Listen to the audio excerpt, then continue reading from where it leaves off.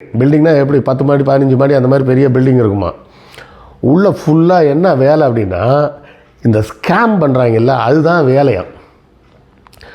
இங்கே என்ன பண்ண வேண்டியது, இந்தியாவிலேருந்து சிம் கார்டெலாம் வாங்கிட்டு போயிடுவாங்களாம்.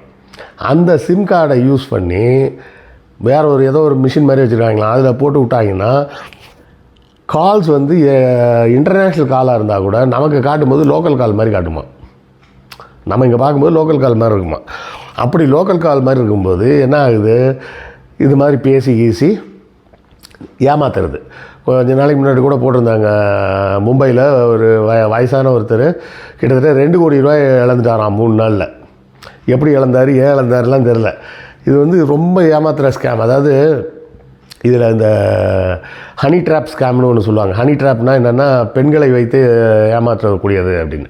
பெண்களை வைத்து ஏமாற்றக்கூடியதுன்னா ஆக்சுவலாக பெண்களே அங்கே இருக்க மாட்டாங்க. இந்த பசங்க போகிறாங்கல்ல, இவங்களை மிரட்டி இந்த வேலை செய்ய சொல்கிறது. முக்கியமாக என்னென்னா போனவுடனே பாஸ்போர்ட்டை பிடிங்கி வச்சுருவாங்க. பாஸ்போர்ட் இல்லாமல் எங்கேயும் போக முடியாது.